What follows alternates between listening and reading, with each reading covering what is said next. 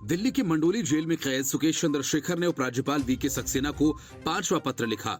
इस पत्र में उसने अरविंद केजरीवाल की पार्टी से अपनी जान को खतरा बताते हुए इस बात की मांग की है कि उसे और उसकी पत्नी दोनों को दिल्ली से बाहर किसी दूसरी जेल में ट्रांसफर किया जाए। सुकेश ने आरोप लगाए कि उस पर आम आदमी पार्टी के नेताओं के खिलाफ अपनी शिकायत वापस लेने के लिए लगातार दबाव बनाया जा रहा है और अंजाम भुगतने की धमकी भी दी जा रही है। उसने जेल के अंदर सीआरपीएफ के जवान द्वारा हमला किए जाने का भी आरोप लगाया।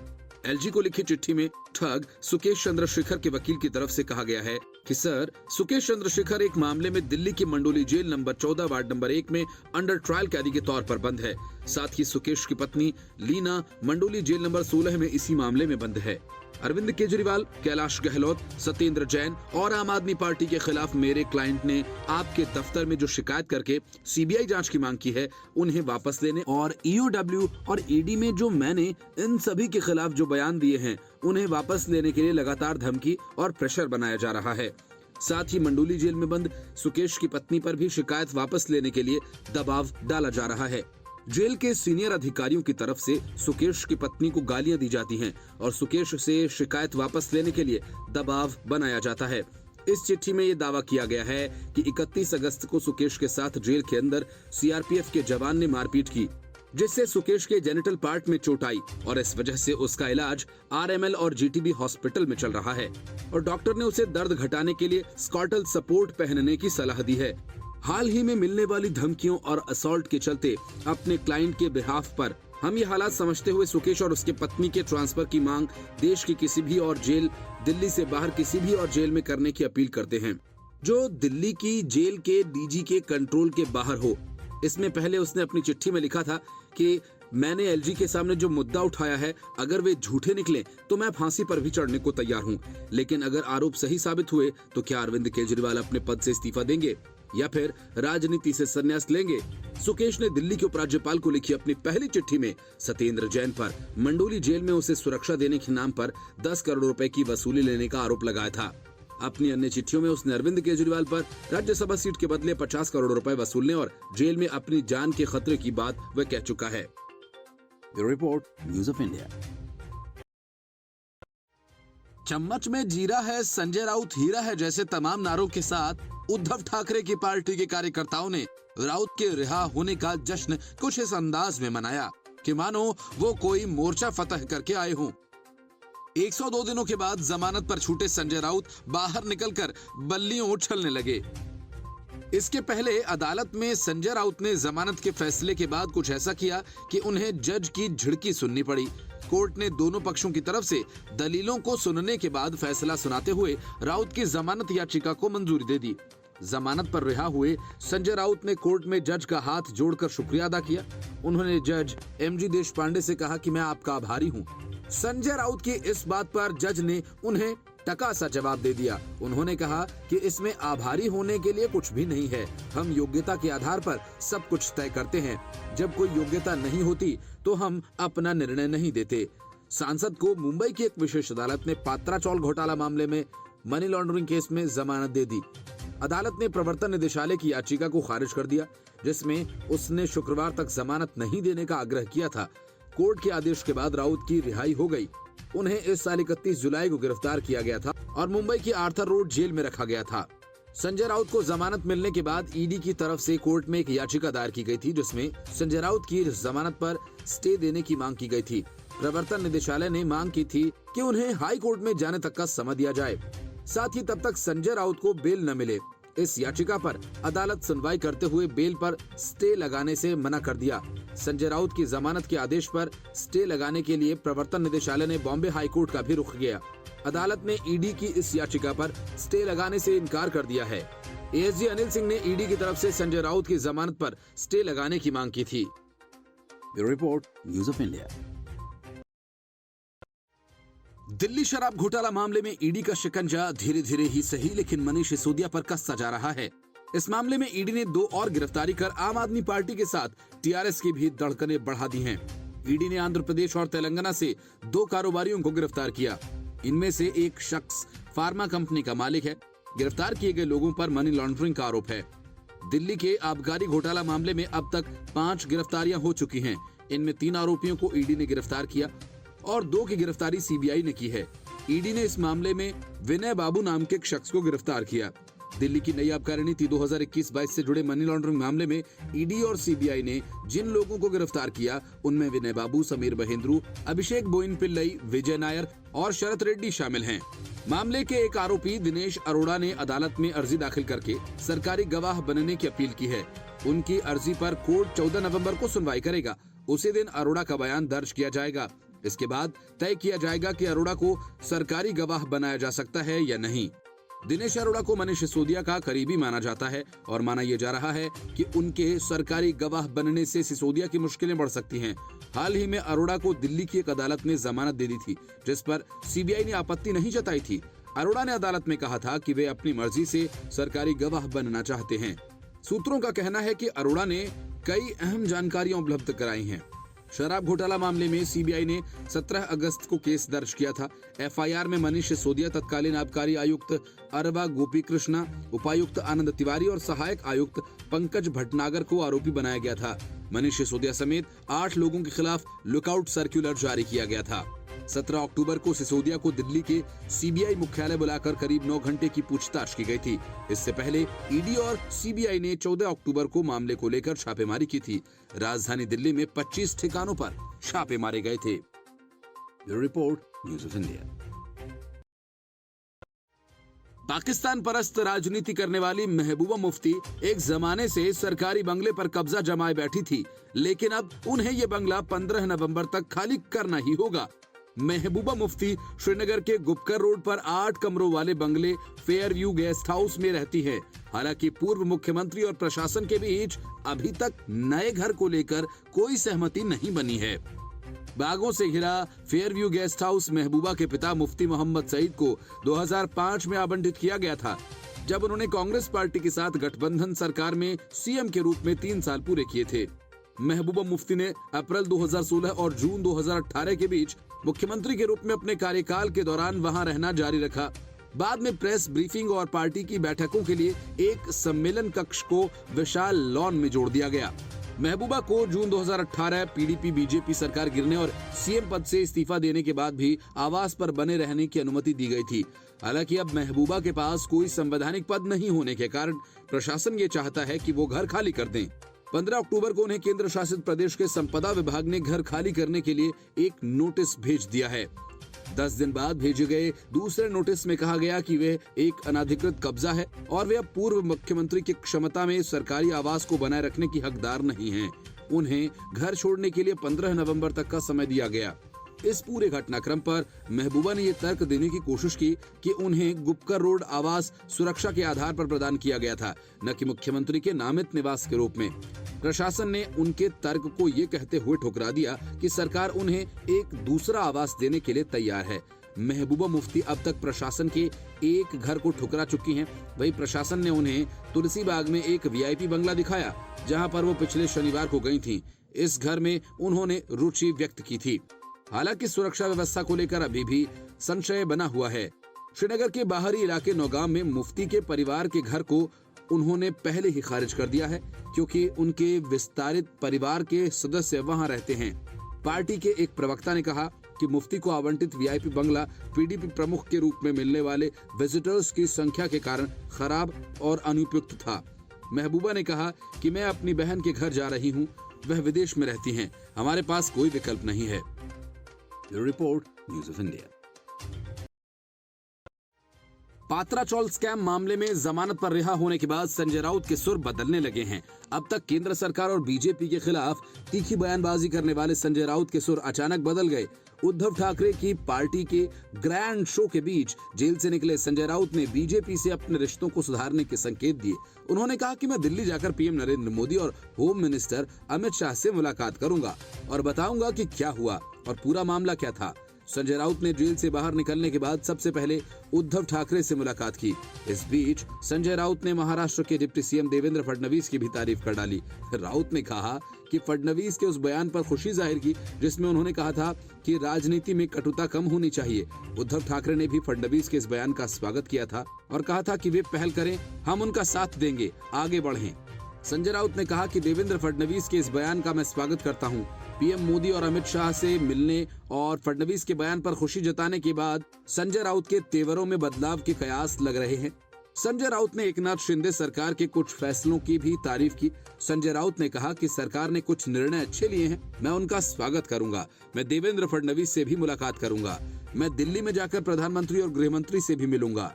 संजय राउत ने कहा कि मुझे किसी से कोई शिकायत नहीं है, हम इसमें कोई राजनीतिक साजिश नहीं देखते, किसी भी केंद्रीय एजेंसी पर हम आरोप नहीं लगा रहे हैं। संजय राउत ने कहा कि डिप्टी सीएम देवेंद्र फडणवीस ने कुछ अच्छे फैसले लिए हैं। एक नई सरकार महाराष्ट्र में बनी है, मैं उसके कुछ फैसलों का स्वागत करता हूं। हम मानते हैं कि राज्य में सरकार का संचालन फडणवीस ही कर रहे हैं। यही नहीं, उन्होंने कहा कि जनता के काम के लिए मैं 2 से 4 दिनों में देवेंद्र फडणवीस से मुलाकात करूंगा। जेल से रिहा होने के बाद राउत सिद्धिविनायक मंदिर गए, बाद में शिवाजी पार्क में शिवसेना प्रमुख बाला साहेब ठाकरे का अभिवादन किया। 2019 के विधानसभा चुनावों के बाद शिवसेना ने भाजपा के साथ गठबंधन तोड़ दिया था और कांग्रेस एनसीपी के साथ महाविकास अघाड़ी का गठन किया। राज्य में इस प्रयोग के सूत्रधार पवार और राउत ही थे। Report, news of India. Shashi Tharoor के बाद अब आनंद शर्मा ने मल्लिकार्जुन खड़गे को कटघरे में खड़ा कर दिया है। हिमाचल प्रदेश में चुनाव प्रचार के अंतिम दिन आनंद शर्मा ने साफ कहा कि पार्टी की प्रचार योजना में वरिष्ठ नेताओं को शामिल करके इसे और बेहतर किया जा सकता था। शशि थरूर की तरह ही आनंद शर्मा ने भी चुनाव प्रचार में खुद को शामिल नहीं किए जाने की बात भी कही। उन्होंने साफ कहा कि पार्टी नेतृत्व ने चुनाव प्रचार को लेकर मुझसे कोई तालमेल करना जरूरी नहीं समझा। इतना ही नहीं, आनंद शर्मा ने कहा कि प्रदेश में उम्मीदवारों के चयन में पार्टी ने कई गलतियां की हैं। आनंद शर्मा हिमाचल प्रदेश के ही हैं, लेकिन माना जाता है कि ग्रुप 23 में शामिल होने की वजह से कांग्रेस ने उनसे किनारा कर लिया और पूरे चुनाव प्रचार में उन्हें कोई तवज्जो नहीं दी। शर्मा ने अफसोस जताते हुए कहा कि पार्टी ने उनकी सेवाएं पूरी तरह से नहीं ली हैं। हालांकि उन्होंने कहा कि पार्टी महासचिव प्रियंका वाड्रा ने राज्य में जोरदार तरीके से प्रचार किया। आनंद शर्मा ने नई पेंशन योजना को लेकर भी एक तरह से कांग्रेस पर निशाना साधा और कहा कि भारतीय जनता पार्टी और कांग्रेस दोनों ही नई पेंशन योजना के प्रभावों का आकलन नहीं करने के लिए जिम्मेदार हैं। उन्होंने कांग्रेस नेता वीरभद्र सिंह के मुख्यमंत्री रहने के दौरान लाई गई इस योजना को गलत फैसला बताया। उन्होंने कहा कि दुर्भाग्यपूर्ण तरीके से हमने 2012 में राज्य में फिर सरकार बनाने पर इसे सही नहीं किया, जिस समय पी चिदम्बरम केंद्रीय वित्त मंत्री थे। कांग्रेस नेता ने कहा कि ये राष्ट्रीय मुद्दा है और केंद्र तथा राज्यों के साथ बैठक कर मामले को सुलझा लेना चाहिए। आनंद शर्मा ने कहा कि कांग्रेस उम्मीदवारों ने जहां भी उन्हें आमंत्रित किया, उन्होंने अपनी सर्वश्रेष्ठ क्षमता के हिसाब से प्रचार किया, लेकिन केंद्र नेतृत्व की ओर से उनके प्रचार की कोई योजना नहीं थी। अगस्त में राज्य में पार्टी की संचालन समिति के प्रमुख पद से इस्तीफा देकर शर्मा ने क्या किसी तरह की नाखुशी जताई थी? इस बारे में पूछे जाने पर उन्होंने कहा, हाँ, मैं नाखुश था क्योंकि मैं संचालन समिति का अध्यक्ष था, लेकिन सलाह मशविरे में मुझे शामिल नहीं किया गया, मुझे किसी बैठक में आमंत्रित नहीं किया गया और पार्टी के प्रचार की रणनीतिक योजना बनाने में भी मुझे नहीं जोड़ा गया, मुझसे सलाह नहीं ली गई, तब भी मैंने प्रचार किया। Bureau report, news of India. Supreme court की वजह से आजम खान के चेहरे पर जो मुस्कान छाई थी, अदालत ने वो मुस्कान छीन ली और ये फैसला सुना दिया कि आजम खान की विधानसभा सदस्यता शून्य ही रहेगी।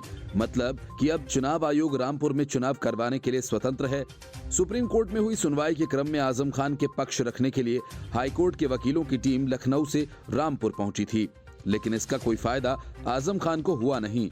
रामपुर कोर्ट में आजम खान पर सुनवाई को उनके करियर से जोड़कर देखा जा रहा था। आखिरकार उन पर आए फैसले ने उनके भविष्य को निर्धारित कर दिया है।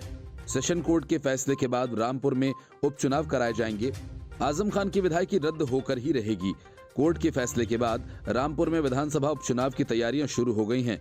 चुनाव आयोग की ओर से पहले ही यहां पर 5 दिसंबर को चुनाव कराने की घोषणा की गई थी। अब चुनाव आयोग इन तिथियों में कोई बदलाव करता है या फिर निर्धारित समय पर ही चुनाव कराए जाते हैं। आजम खान के खिलाफ हुई सुनवाई के बाद सेशन कोर्ट ने एमपी एमएलए कोर्ट की ओर से दी गई सजा पर रोक लगाने से इनकार कर दिया। इसके साथ ही साफ हो गया कि रामपुर में विधानसभा उपचुनाव होंगे। सुप्रीम कोर्ट ने सेशन कोर्ट से मामले की सुनवाई कर फैसला देने का आदेश दिया था। इस आदेश के बाद चुनाव आयोग को चुनावी तैयारियों को शुरू करने को कहा था। अब सेशन कोर्ट की ओर से एमपी एमएलए कोर्ट की ओर से सुनाए गए फैसले पर रोक लगा दिए जाने से इनकार किए जाने के बाद विधायकी को रद्द किए जाने के आदेश पर भी रोक नहीं लग पाएगी। समाजवादी पार्टी के सीनियर नेता को स्टे मिलेगा या नहीं, इस मामले पर सुनवाई शुरू हुई। सुप्रीम कोर्ट ने रामपुर की जिला अदालत को एमपी एमएलए कोर्ट के फैसले को चुनौती दिए जाने संबंधी याचिका पर सुनवाई कर सजा सुनाने का आदेश दिया था। सुप्रीम कोर्ट के आदेश के बाद इस मामले पर सुनवाई हुई। आजम खान को हेट स्पीच के मामले में एमपी एमएलए कोर्ट ने 3 साल की सजा सुनाई थी। इसके बाद रामपुर जिला प्रशासन की ओर से विधानसभा को सजा के संबंध में जानकारी भेजी गई। इस रिपोर्ट के आधार पर विधानसभा सचिवालय की ओर से जनप्रतिनिधित्व अधिनियम के तहत उनकी सदस्यता को शून्य कर दिया गया। विधानसभा सचिवालय ने जनप्रतिनिधित्व अधिनियम के तहत आजम खान की सदस्यता को समाप्त कर दिया। चुनाव आयोग ने 5 दिसंबर को चुनाव कराने की अधिसूचना जारी कर दी। इस सीट पर 10 नवंबर से नामांकन दाखिल होना था। आजम खान ने सुप्रीम कोर्ट में जनप्रतिनिधित्व अधिनियम के तहत सदस्यता जाने के मामले को लेकर चुनौती दी। हेट स्पीच केस में सजा के खिलाफ याचिका पर सुप्रीम कोर्ट ने रामपुर की जिला अदालत को सुनवाई कर सजा सुनाने का आदेश दिया था। इसी आधार पर दोनों पक्षों को सुनने के बाद कोर्ट ने फैसला सुरक्षित रख लिया था। Bureau report, news of India. Mamata Banerjee इन दिनों चौतरफा संकट में हैं।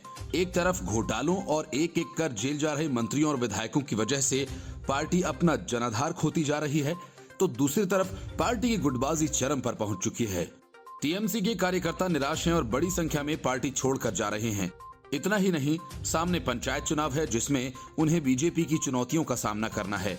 इसलिए ममता बनर्जी अपने बेस वोट बैंक को मजबूत करने में जुटी हैं। यही वजह है कि पहले उन्होंने सीएए का मुद्दा उछाला।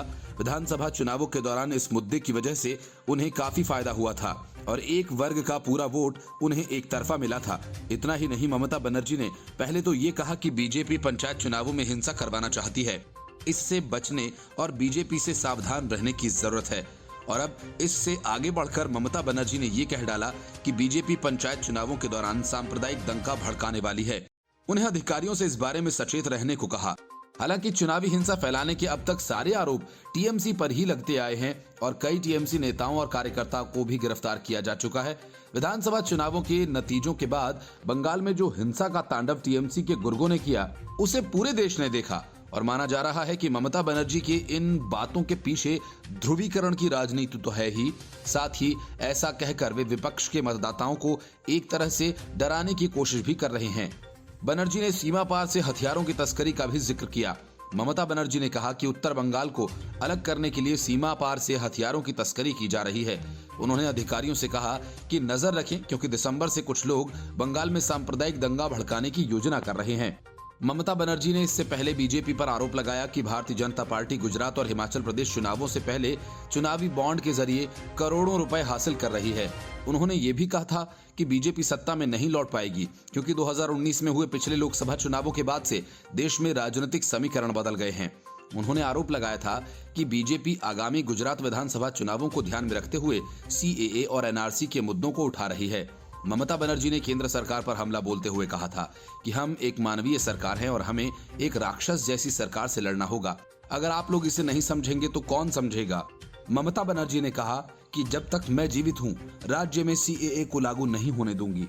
बंगाल में बसे बांग्लादेश के शरणार्थी नागरिकों से कम नहीं हैं। उन्होंने कहा कि नरेंद्र मोदी आपके वोटों के बिना प्रधानमंत्री नहीं बन सकते थे, न ही मैं आपके वोटों के बिना सीएम बन सकती हूँ। Bureau report, news of India. 2014 के लोकसभा चुनावों के बाद से समाजवादी पार्टी सभी चुनाव हारी है। लगातार हार से अखिलेश यादव के राजनीतिक भविष्य पर प्रश्न चिन्ह तो लगा ही हुआ है। साथ ही कार्यकर्ता भी बेहद निराश और धीरे धीरे पार्टी छोड़ रहे हैं। हाल ही में आजमगढ़ और रामपुर लोकसभा सहित समाजवादी पार्टी एक एक करके अपने गढ़ हार चुकी है। इसलिए मुलायम सिंह यादव के निधन के बाद खाली हुई मैनपुरी लोकसभा सीट को लेकर अखिलेश यादव खतरा मोल नहीं लेना चाहते और उन्होंने बहुत सोच समझकर अपने पिता की विरासत अपने पास ही रखने का फैसला करते हुए अपनी पत्नी डिंपल यादव को मैदान में उतारा। पर बीजेपी है कि अखिलेश को चैन की सांस लेने ही नहीं दे रही। सूत्रों ने बताया कि अब बीजेपी भी नहले पर दहला चलते हुए मैनपुरी लोकसभा सीट से अपर्णा यादव को मैदान में उतार सकती है। अगर ऐसा होता है तो समाजवादी पार्टी की इस परंपरागत सीट पर मुलायम परिवार की 2 बहुएं आमने सामने होंगी। मजे की बात यह है कि बीजेपी ने अगर ये कदम उठाया तो फिर मुलायम सिंह यादव के छोटे भाई शिवपाल सिंह यादव भी अपर्णा यादव का साथ दे सकते हैं, क्योंकि डिंपल के खिलाफ सीधे तौर पर शिवपाल यादव चुनाव नहीं लड़ सकते। चाचा भतीजे और बहू की इस तरह सीधी लड़ाई से जनता में गलत मैसेज जा सकता है। इसलिए वो बीजेपी के उम्मीदवार को समर्थन देकर इसकी पूरी कसर कर सकते हैं। गौरतलब है कि शिवपाल सिंह यादव अपने बेटे आदित्य यादव को मैनपुरी से लड़ाना चाहते हैं। वहीं समाजवादी पार्टी ने मैनपुरी सीट पर अखिलेश यादव की पत्नी डिंपल यादव को खड़ा किया। ऐसे में अब ये अटकलें लगाई जा रही हैं कि बीजेपी मुलायम सिंह यादव की छोटी बहू अपर्णा यादव को उम्मीदवार बना सकती है। अपर्णा मुलायम सिंह यादव की दूसरी पत्नी साधना गुप्ता के बेटे प्रतीक यादव की पत्नी है। अपर्णा ने साल 2017 में लखनऊ कैंट विधानसभा सीट से चुनाव लड़ा था, लेकिन वो बीजेपी की रीता बहुगुणा जोशी से हार गई थी। बाद में अपर्णा यादव ने बीजेपी का दामन थाम लिया। अपर्णा लखनऊ के सरोजनी नगर इलाके में जीव आश्रम नाम का एक एनजीओ चलाती हैं, जहां गाय, भैंस और कुत्तों की देखभाल की जाती है। अपर्णा यादव के पिता पत्रकार हैं और पूर्व राज्य सूचना आयुक्त रह चुके हैं। राजनीतिक जानकार मानते हैं कि अगर बीजेपी मैनपुरी सीट से अपर्णा यादव को मैदान में उतारती है तो ये चुनाव काफी दिलचस्प हो जाएगा। लेकिन इतना तय माना जा रहा है कि अगर ये सियासी समीकरण बनता है तो शिवपाल यादव डिंपल की बजाय अपर्णा यादव का साथ देंगे। इसके साथ ही पिछले दिनों ये भी अटकलें चल रही थीं कि बीजेपी मैनपुरी सीट से शिवपाल यादव के बेटे आदित्य यादव को उम्मीदवार बना सकती है। हालांकि ये सिर्फ कयास हैं, क्योंकि बीजेपी ने अभी तक मैनपुरी सीट पर उम्मीदवारी पर पत्ते नहीं खोले हैं। बता दें कि डिंपल यादव 3 साल बाद सियासी दंगल में वापसी कर रही हैं। 2019 में उन्होंने कन्नौज से लोकसभा का चुनाव लड़ा था। इसमें वह भाजपा के सुब्रत पाठक से हार गई थीं। 44 साल की डिंपल 5वीं बार चुनावी मैदान में हैं। सपा मैनपुरी से उम्मीदवार के तौर पर डिंपल यादव के अलावा तेज प्रताप यादव और धर्मेंद्र के नाम पर विचार कर रही थी, मगर अब डिंपल यादव के नाम पर मुहर लग चुकी है। समाजवादी पार्टी के संस्थापक मुलायम सिंह यादव के निधन के बाद मैनपुरी की लोकसभा सीट खाली हो गई थी। यही वजह है कि यहाँ उपचुनाव होने जा रहा है। सपा के इस अभेद्य किले को भेदने के लिए सभी राजनीतिक दल प्रत्याशियों को लेकर मंथन कर रहे हैं। हालांकि इस सीट पर मुकाबला सपा और भाजपा के बीच माना जा रहा है। गौरतलब है कि मैनपुरी लोकसभा उपचुनाव के साथ ही रामपुर और खतौली विधानसभा उपचुनाव समाजवादी पार्टी और राष्ट्रीय लोकदल मिलकर लड़ रहे हैं। खतौली से राष्ट्रीय लोकदल अपना प्रत्याशी उतारेगा। Report, news of India.